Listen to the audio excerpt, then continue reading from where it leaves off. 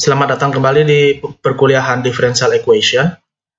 Pada video yang kedua ini, kita akan belajar model yang lain yang menggunakan sistem persamaan diferensial order 1.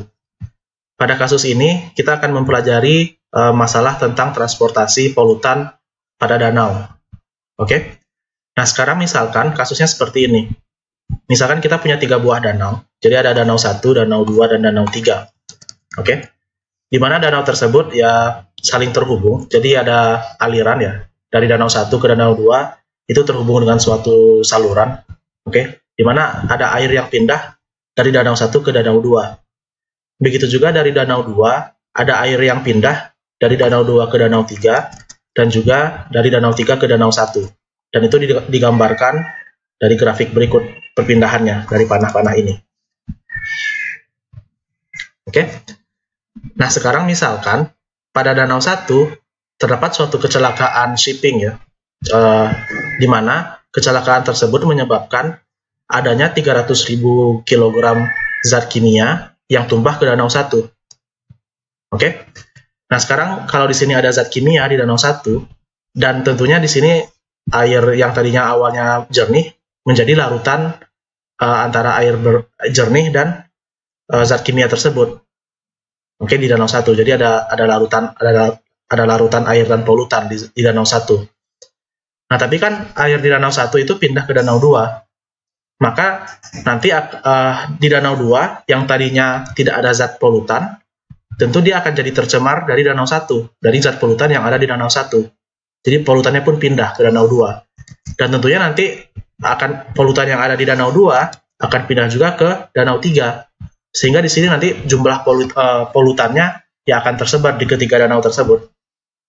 Nah, sekarang kita memodelkan, yang ingin kita modelkan di sini adalah jumlah polutan tiap waktu yang ada di ketiga danau ini. Jadi kasusnya seperti itu. Nah, di sini kita bisa menganggap, untuk menyederhanakan kasus, di sini kita bisa menganggap bahwa ketiga danau itu sebagai tangki atau kontainer, di mana kita punya 3 buah kontainer ya, yaitu kontainer pertama, kedua, dan ketiga, di mana kita bisa menggambarkan juga perpindahan airnya ya, perpindahan larutan air dan polutannya. Jadi dari tangki 2 pindah dari tangki 1 pindah ke tangki 2, dari tangki 2 pindah ke tangki 3, dan dari tangki 3 pindah ke tangki 1. Oke, dan di sini kita misalkan kita punya variabel I1, I2, I3, di mana mereka adalah menotasikan massa dari polutan yang ada di danau 1, 2, dan 3 pada tiap waktu T. Oke. Dan di sini kita juga, karena ada air yang pindah dari ketiga danau tersebut, di sini kita tentunya perlu data ini ya, kecepatan air pindah. Oke, jadi rate flow-nya. Dan di sini kita asumsikan rate flow-nya sama semua. Oke, jadi kecepatan air yang pindah dari danau 1 ke danau 2 kecepatannya R, tapi begitu juga dari danau 2 ke danau 3, dan dari danau 3 ke danau 1 kecepatannya sama-sama R. Dan juga di sini kita mengasumsikan bahwa setiap danau itu volumenya sama. Oke, jadi sama-sama V volumenya. Ya. Nah, karena kita memodelkan,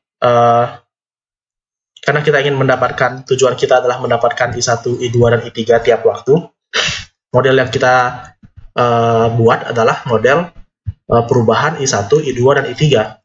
Oleh karena itu kita punya modelnya itu adalah ya DI1 per dt, DI2 per dt, dan DI3 per dt. Tapi ingat, untuk model itu selalu rate in kurang rate out. Oke, selalu rate in kurang rate out. Nah, pada kasus ini rate in-nya itu adalah ya kecepatan masuk dikali konsentrasi masuk dikurang kecepatan keluar zat larutan dikali konsentrasi keluar, konsentrasi konsentrasi polutan pada danau. Nah, sekarang misalkan kita lihat untuk yang DI1 ya, untuk DI1 per dt. Artinya di sini rate in-nya adalah berapa jumlah polutan yang masuk ke danau 1, dan rate out-nya adalah berapa jumlah polutan yang keluar dari danau 2 dari danau 1 dengan menggunakan rumusan ini. Nah, sekarang yang masuk dulu. ada berapa polutan yang masuk ke danau 1. Tentunya formulanya adalah V kali kecepatan kali konsentrasi, tapi kecepatannya itu adalah rate, yaitu R. Oke. Jadi kecepatan in dan konsentrasi ini adalah R. Nah, sekarang konsentrasinya apa? Kecepatannya R, konsentrasinya tentunya adalah jumlah polutan tiap waktu yang masuk ke jumlah polutan yang masuk ke si danau 1 dibagi volumenya. Nah, berarti di sini jumlah polutan yang masuk itu kan dari danau 3. Jumlah polutan yang masuk dari danau 3 itu adalah sebanyak I3, tapi kita bagi dengan volume I3. Volume di danau 3. Volumenya adalah V. Maka di sini untuk kecepatan masuknya kita punya R dikali I3 dibagi V. Makanya di sini rate in-nya kita dapatkan R dikali I3 per V. Nah, kemudian untuk rate out-nya bagaimana? Untuk rate out-nya yang dari danau 1, ya kita lihat rumusnya masih sama, V out kali C out. Cuman di sini V out-nya itu adalah kecepatan laju air, dan itu sama-sama R ya, untuk ketiga danau tersebut. Jadi dia sama dengan R. Nah, konsentrasi polutan yang keluar dari danau 1 itu sebanyak apa? Tentunya dia ada sebanyak jumlah si polutannya pada tiap waktu, yaitu jumlah polutan pada danau 1 kita definisikan sebagai I1, kemudian dibagi volume danau yang pertama, dan volume danau yang pertama juga V. Makanya di sini rate out-nya adalah R dikali I1 dibagi V. Dan di sini dituliskan rate out-nya yang ini. Ya, ini hanya ditulis terbalik saja ya. Begitu juga untuk laju perubahan jumlah polutan di danau 2 dan danau 3, rumusnya masih sama, rate in kurang rate out. Cuman dari skema ini, dari panah ini kita bisa lihat, misalkan yang kedua, rate in-nya berarti adalah dari yang danau 1. Sementara tadi yang dari danau 1, rate out-nya kan adalah ini. Rate out di danau 1 itu menjadi rate in di danau 2. Makanya dia jadi rate in di sini.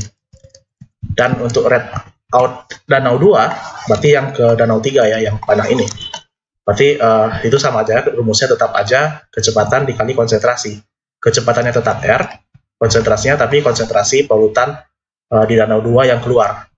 Dan konsentrasi polutan di danau 2 adalah tentu saja banyaknya polutannya dibagi volumenya. Makanya di sini kita dapatkan rate out-nya menjadi ya negatif R I2 per V. Begitu juga dengan danau 3. Dan di sini kalau kita perhatikan, tadi kita ingat pada awalnya, kalau kita lihat lagi soalnya, pada awalnya si polutannya itu kan jatuhnya di danau 1, sementara awalnya danau 2 dan danau 3 ya bersih gitu, airnya air jernih. Maka di sini untuk initial value-nya, jumlah polutan pada danau 1 pada waktu 0 itu ada sebanyak 300.000 kg. Cuman pada danau 2 dan danau 3, jumlah polutannya tidak ada, makanya di sini 0. Oke? Oleh karena itu, si sistem persamaan diferensial ini bisa kita buat ya. Kita ingin mencari I1, I2, I3 yang memenuhi sistem persamaan diferensial ini dan punya nilai awal ini. Nah, masalahnya sekarang sistem persamaan diferensial kita ini ada 3 ya. Persamaannya ada 3. Tapi saat kita kuliah kan biasanya sistem persamaannya hanya ada 2. Nah, kalau misalkan persamaannya ada 3, untuk beberapa kasus, kita bisa mereduksi yang tadinya ini ada 3 persamaan, menjadi 2 buah persamaan aja. Tentunya tidak semua kasus bisa direduksi. Cuman pada problem ini sudah kita pilih problemnya itu yang memang bisa direduksi. Nah, sekarang maksudnya direduksi itu ya tentunya nanti yang tadinya awalnya yang tadinya awalnya persamaan diferensialnya bergantung dari 3 variabel, yaitu I1, I2, dan I3. Karena di sini R dan V konstanta ya. Jadi dia hanya bergantung dari I1, I2, dan I3. Nanti salah satu variabelnya bisa kita hilangkan. Misalkan yang I3. Tapi di sini kita butuh asumsi. Untuk menghilangkannya kita butuh asumsi.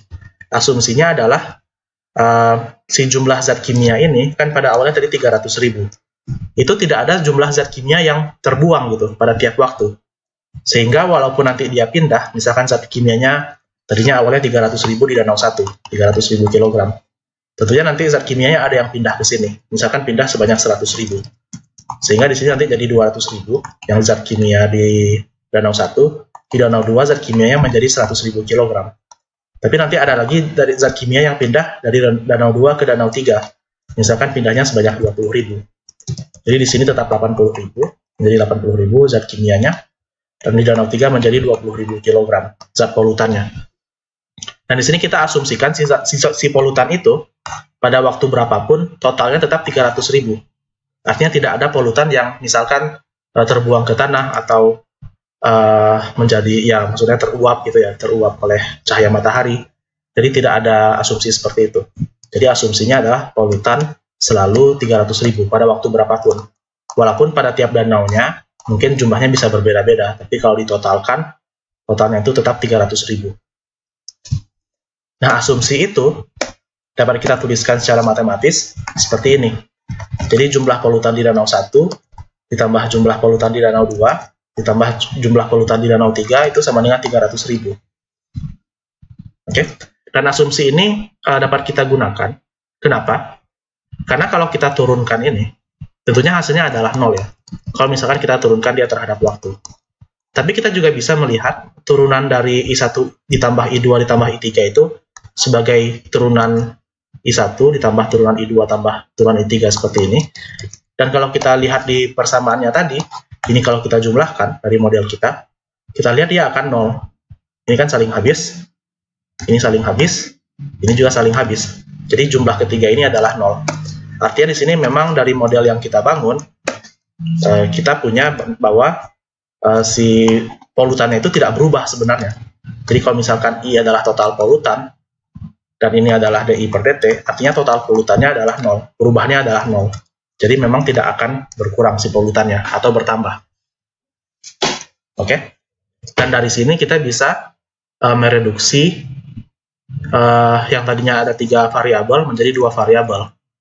Nah, caranya tentunya misalkan kalau kita ingin menghilangkan I3, I3-nya kita tulis menjadi 300.000, atau 300.000 itu kan 3 kali 10 pangkat 5 ya, dikurang I1 dikurang I2. Dan I3 ini bisa kita substitusikan ke persamaan diferensial yang di sini. Sehingga di sini I3-nya berubah menjadi 300.000 dikurang I1 dikurang I2, dan di sini juga I3-nya bisa berubah. Nah, nanti kalau kita ubah I3-nya menjadi ini, si persamaan DI3 ini dapat kita buktikan, dapat kita hitung bahwa dia menjadi negatif DI1 per DT dikurang DI2 per DT. Artinya apa? Artinya si persamaan diferensial yang ketiga ini merupakan kombinasi linear dari dua persamaan yang awal. Nah, kalau dia merupakan kombinasi linearnya, ini artinya dia tidak independen, artinya bisa kita hapus. Oke? Sehingga sekarang persamaan diferensial kita, persamaannya hanya ada 2. Oke, jadi seperti ini. Tapi tentunya I3-nya di sini untuk yang DI1 per DT, I3-nya kita ganti dengan 300.000 dikurang I1 dikurang I2. Dan kalau kita ganti, ya kita punya persamaan yang menjadi seperti ini. Ini adalah tadi I3. Sementara untuk DI2 per DT masih sama ya. Oke. Nah, mungkin untuk sedikit menyederhanakan tulisan, kan di sini kita punya R per V. Ya kan? Di sini kita punya R per V, di sini kita punya R per V. Nah, R per V itu kan R-nya konstan, V-nya konstanta ya. Jadi karena dua-duanya konstanta, ya biar enak nulisnya, ya kita tulis saja alfa itu sama dengan R per V. Oke? Sehingga si persamaan diferensial ini dapat kita tuliskan dalam bentuk perkalian matriks. Di mana perkalian matriksnya adalah, kalau kita lihat untuk I1 aksen, dia sama dengan variabelnya yang I1 apa saja. Kita lihat variabelnya yang I1 ada 2 ya, yaitu min alfa, di sini min R per V, dan juga min R per V lagi, berarti min 2 alfa. Oke, itu untuk yang I1, yang koefisiennya I1. Koefisien I2-nya apa? Koefisien I2-nya berarti ya adalah yang dari sini saja ya, dan itu adalah min R per V, berarti min alfa juga. Oke, tapi di sini ada sisanya karena ada yang bukan merupakan koefisien dari R1, dari I1 dan I2, si 300.000 R per V ini. Nah, ini semacam error atau semacam gaya eksternal ya, external force. Jadi kita tuliskan di sini dia ditambah 300.000 alfa. Oke. Nah, sekarang untuk I2 aksen, ya tentunya ini adalah min alfa dan alfa. Tapi ingat ini I1-nya ditulis ke belakang. Jadi sebenarnya matriksnya jadi alfa dulu ya. Ini kalau dituliskan I1 duluan. Berarti alfa dan min alfa. Oke. Ditambah 300.000 dan ditambah 0. Karena di sini tidak ada errornya ya. Oke. Jadi sekarang kita punya matriksnya, sistemnya itu sistem persamaan diferensial dalam perkalian matriks. Tapi di sini kalau kita perhatikan, sistem persamaan diferensialnya itu tidak homogenius ya. Oke, kalau dia homogenius kan ini harus 0. Biasanya kan kita yang sudah kita pelajari kan sistemnya seperti ini aja, tidak ada vektor errornya. Cuman di sini ada gitu. Oke. Nah tapi ini nggak masalah, karena walaupun ini sistemnya non homogenius, karena ini si gaya eksternalnya merupakan konstan ya, si isi-isinya kan konstan ya, konstanta. Ini kan ya karena alfanya konstanta, ini juga konstanta, terus 0 ya konstanta. Nah kalau dia konstanta di sini, bukan fungsi, kita punya cara yang mudah untuk mengubah sistem persamaan yang non homogenius ini menjadi homogenius dengan menggunakan atau dengan memperkenalkan variabel yang baru. Nah, variabelnya itu misalkan variabel barunya kita perkenalkan sebagai X1 dan X2, di mana di sini kita definisikan X1 itu, si variabel X1 itu sama dengan I1 dikurang titik kesetimbangan dari I1. Oke, atau titik itopi 1 ya.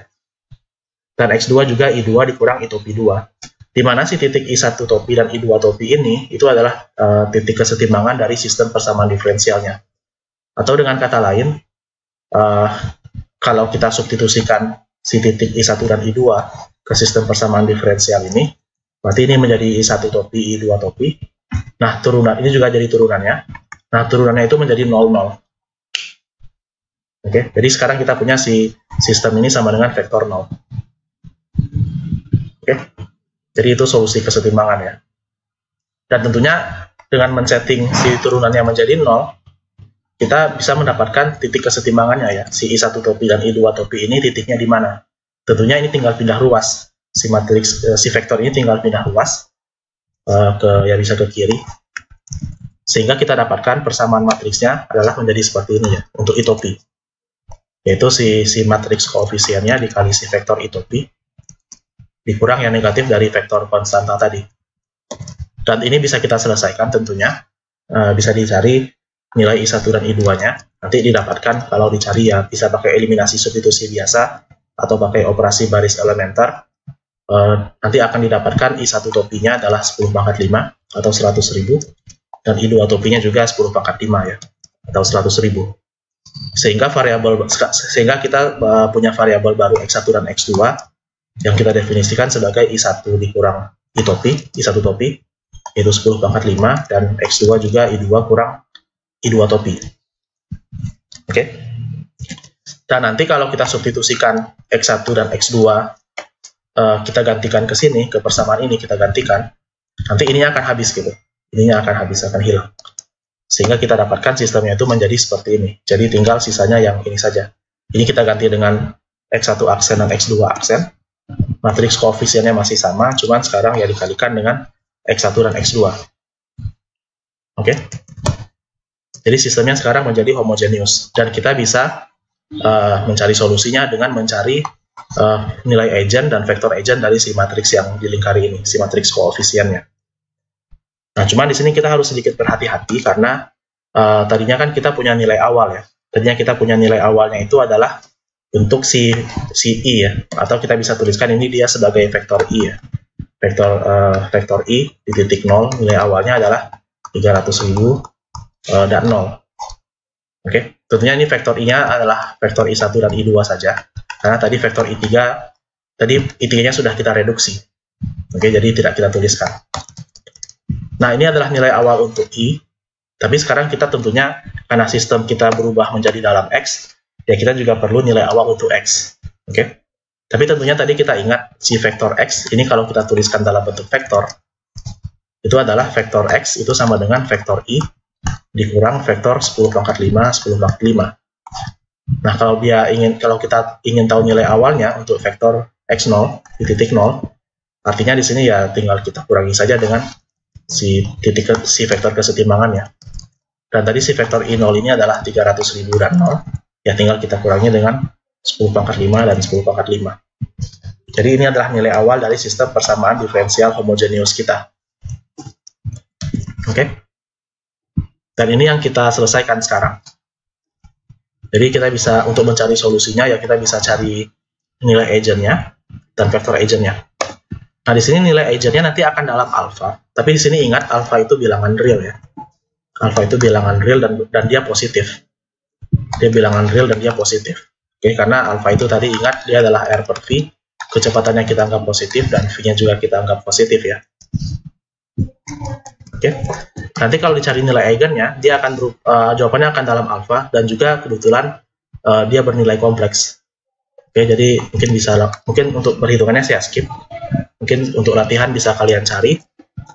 Tapi di sini kita dapat nilai eigen yang pertamanya adalah min 3 per 2 alfa ditambah I dikali akar 3 per 2 alfa. Atau dengan kata lain, kita bisa menuliskan dia sebagai lambda tambah I mu ya, dimana lambdanya adalah min 3 per 2 alfa, dan mu-nya adalah yang ini, akar 3 per 2 alfa. Dan untuk nilai eigen yang kedua, pasti komplemennya. Jadi kita lihat di sini, ya yang ini jadi negatif. Oke. Nah, dari nilai eigen ini saja, sebenarnya kita sudah bisa memprediksi perilaku solusi dari persamaan diferensial ini. Oke.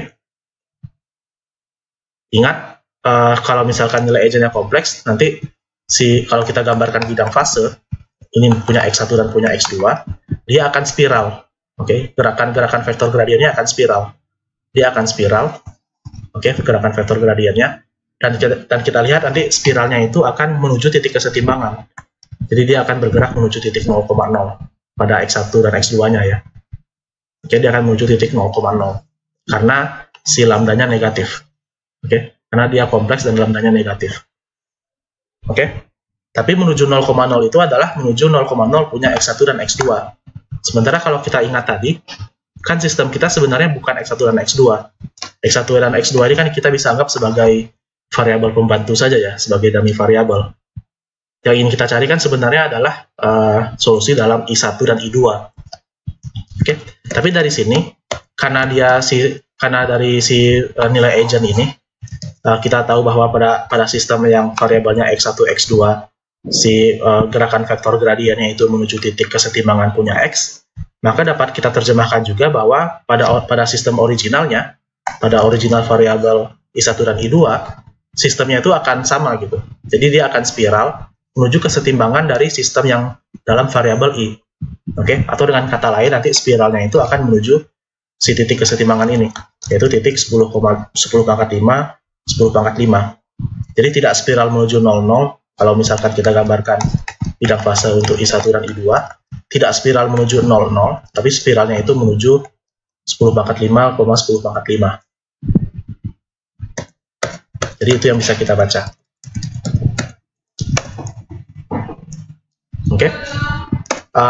Tentunya kalau kita mau mencari solusi umum, ya kita perlu mencari vektor eigennya yang bersesuaian dengan kedua nilai eigen ini. Dan di sini ya untuk prosesnya saya lewat juga, tapi mungkin bisa untuk latihan. Jadi kita dapatkan tentunya vektor eigennya juga berupa vektor kompleks ya. Jadi dia berbentuk vektor A tambah I kali vektor B, di mana vektor A-nya adalah min setengah 1, dan vektor B-nya adalah akar 3 per 2, 0. Oke. Dan ini adalah vektor eigen yang bersesuaian dengan nilai eigen R1 ya. Nah, untuk vektor eigen yang keduanya, pasti dia saling komplement saja. Jadi yang tadinya I, ini menjadi negatif I. Vektor A dan B-nya sama. Oke. Dan di sini, nanti solusi umumnya merupakan kombinasi linear dari solusi fundamental, di mana solusi fundamentalnya kita namakan U dan V, di mana U itu formulanya adalah E pangkat ya lambda T ya. Kita lihat lambdanya di sini adalah min 3 per 2, ya di sini lambdanya adalah min 3 per 2 alfa. Terus dikali, untuk yang U-nya, kita kalikan dengan A cos mu T, dikurang B sin mu T. Ya mu-nya di sini harusnya diganti ya, mungkin ini lupa saya gantikan, tapi mu-nya harus diganti dengan akar 3 per 2 alfa. Makanya di sini cos-nya juga sudutnya adalah akar 3 per 2 alfa ya. Ini harusnya ada alfanya. Ini juga harusnya ada alfanya. Dan untuk V juga rumusnya mirip, jadi E pangkat lambda T dikali vektor A dikali sin mu T ditambah vektor B dikali cos mu T. Oke, mu-nya tadi dari nilai eigennya, vektor A dan B-nya yang ini, tinggal kalian substitusikan. Cuman di sini mungkin nggak saya tuliskan karena cukup panjang ya, space-nya nggak cukup. Oke. Jadi kira-kira begitu untuk solusi umumnya. Nah, kalau kita mau solusi khusus, tentunya kita perlu memasukkan nilai awalnya ya. Cuman tadi kita tahu si solusi nilai awal dari X itu adalah yang ini. Jadi kita bisa kita recall lagi. Nilai awal untuk X adalah yang vektor ini. Oke. Dan ingat sistem kita masih dalam X ya. Jadi kita menggunakan nilai awal untuk X.